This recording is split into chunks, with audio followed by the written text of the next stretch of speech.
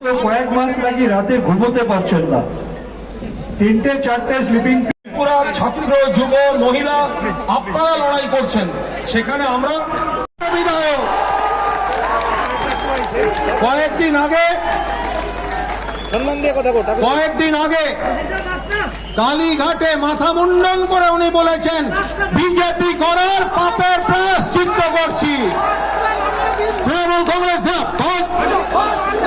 তৃণমূল কংগ্রেস মমতা ব্যানার্জি অভিষেক ব্যানার্জি নতুন ত্রিপুরা গড়বে কে? নতুন ত্রিপুরা গড়বে কে?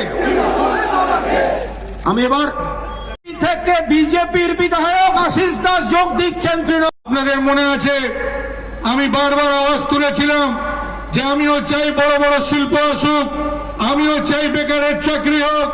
যখন একটা মিটিং হচ্ছিল প্রধানমন্ত্রী, আপনারা সবাই জানেন বাংলার বুকে শাহগঞ্জে ডানলপ দীর্ঘদিন ধরে বন্ধ হয়ে আছে।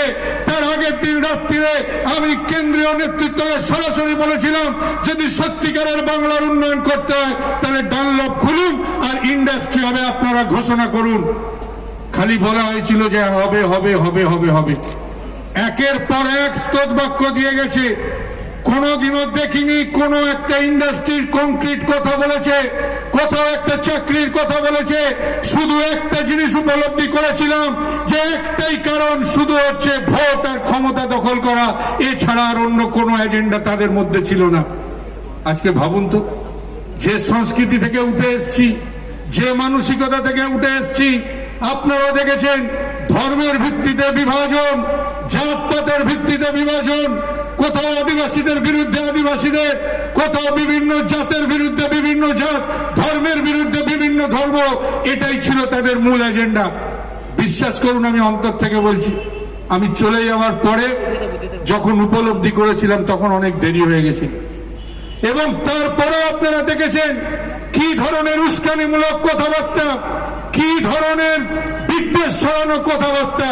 এবং সব সময় আমি দায়িত্ব নিয়ে কিছুদিন আগেও দেখবেন প্রেসের সামনে বলেছি এবং আজকেও দাঁড়িয়ে বলেছি, যতবার ব্যক্তি কুৎসা আক্রমণ বিরোধা বেল্টে নেমেছে ততবার আমি দাঁড়িয়ে ওদের মিটিংয়ে বলেছিলাম এই ধরনের প্রচার বাংলার মানুষ ভালোভাবে মেনে নেবে না, ভারতবর্ষের মানুষ ভালোভাবে মেনে নেবে না।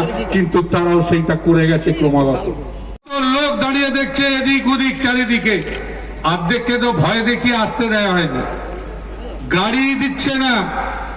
কত মানুষ কালকে বলেছে, আমি চারিদিকে বিভিন্ন জায়গায় ঘুরেছি, মাঠে ঘাটে, পানের দোকানে, চায়ের দোকানে, টোটো, অটো, ট্যাক্সি, যে কোনো জায়গায়, প্রত্যেকের একটা কথা যে দাদা কত তাড়াতাড়ি পরিবর্তন আসবে এই ত্রিপুরায়।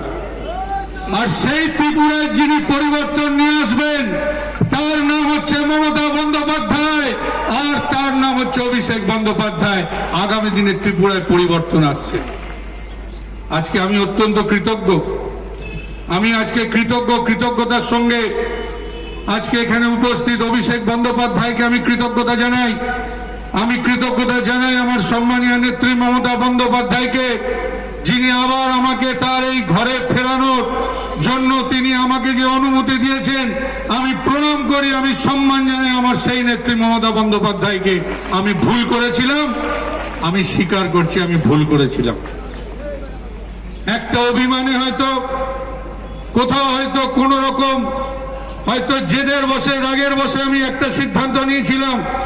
আমার এখনো মনে আছে সেদিনকেও তো আমার নেত্রী মমতা বন্দ্যোপাধ্যায় মনে করেছিলেন, এখানে উপস্থিত আজকে বলতে দ্বিধা নেই, সত্যিটাকে সবসময় স্বীকার করতে হয়, তবেই আগামী দিনে চলা যায়। এই অভিষেক বন্দ্যোপাধ্যায় সেদিনকে 8 ঘন্টা ধরে আমাকে বুঝিয়েছিলেন, কিন্তু আমি সত্যি বলছি আজকে আমি লজ্জিত, আজকে আমি অনুতপ্ত। আমার ভুল আমি স্বীকার করছি যে সেদিনকে যদি অভিষেক বন্দ্যোপাধ্যায়, মমতা বন্দ্যোপাধ্যায়ের কথা আমি যদি আজকে থাকতাম তাহলে নিশ্চিতভাবে আরো ভালো করে আগামী দিনের দিশা হয়তো দেখতে পেতাম।